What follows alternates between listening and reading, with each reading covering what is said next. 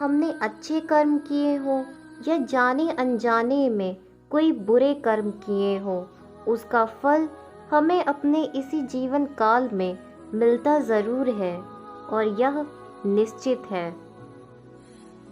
जीवन मिला है तो अच्छे कर्म करें, भगवान की आराधना करें और मन में अच्छे विचार रखें।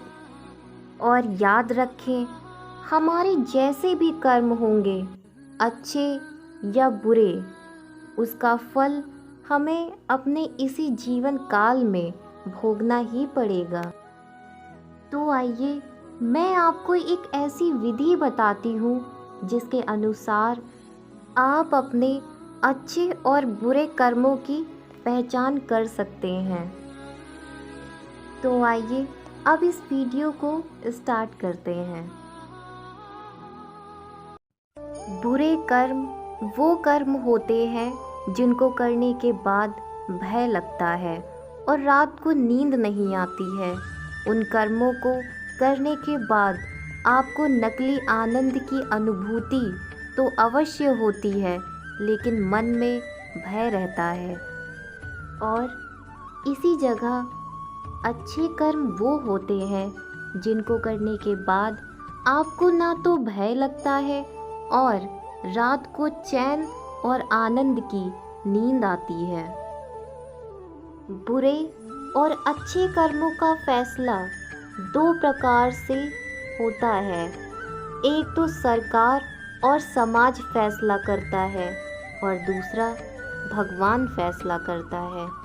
जो फैसला समाज और सरकार करती है वो तो गलत भी हो सकता है, पर जो फैसला भगवान करता है वो कभी गलत नहीं होता।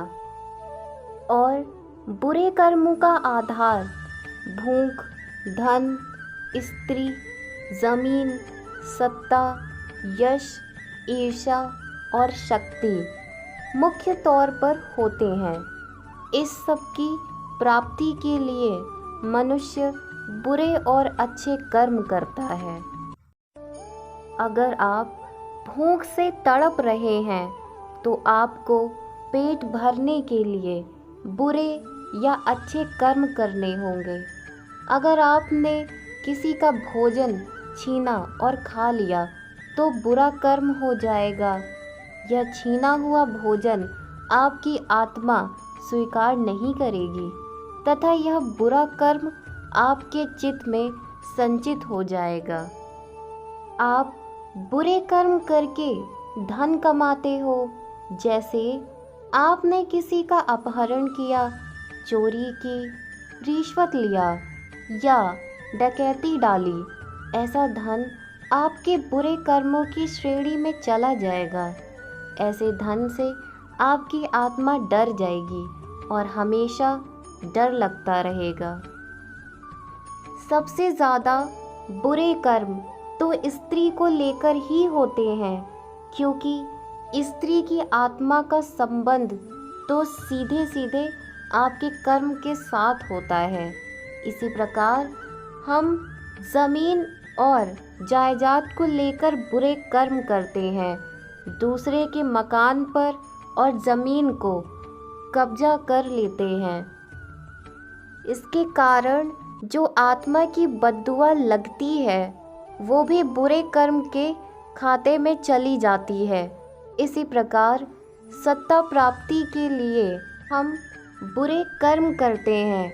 अपने निहित स्वार्थ के लिए लाखों लोगों की हत्या कर देते हैं या करवा देते हैं।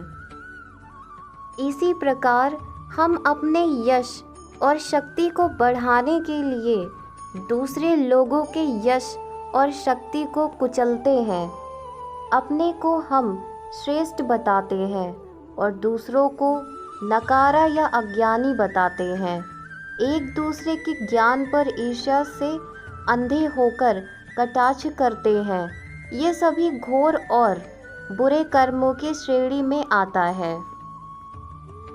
बुरे और अच्छे कर्म का निर्धारण करने के लिए आप महीने में सिर्फ एक बार ध्यान में, योग में, साधना में मरने की कल्पना करो कि मैं मर रहा हूँ।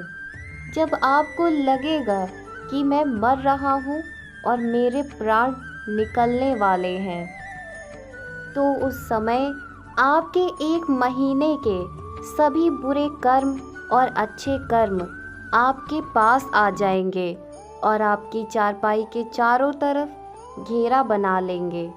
आपको चिल्ला चिल्ला कर बताएंगे कि क्या क्या बुरा कर्म किया है आपने इस महीने में, और मौत के वक्त आप बुरी तरह से उन बुरे कर्मों के डर से भयभीत हो जाएंगे।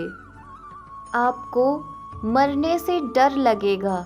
इसी प्रकार आपके सभी अच्छे कर्म भी आपके चारों तरफ खड़े होंगे और बोल रहे होंगे, जाओ खुश होकर मरो। आपने दुनिया के लिए अच्छे कर्म किए हैं, आपको स्वर्ग मिलेगा और चैन से मृत्यु को प्राप्त करेंगे।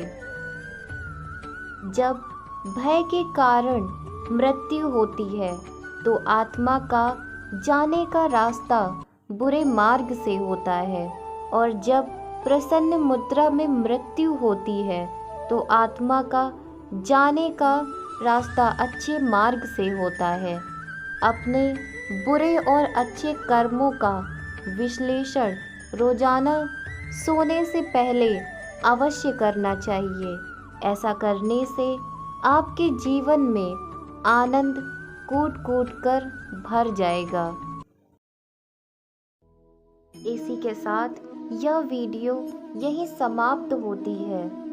उम्मीद करती हूँ आप सभी को यह वीडियो पसंद आई होगी और अब आप अपने अच्छे और बुरे कर्मों की पहचान भी कर सकेंगे।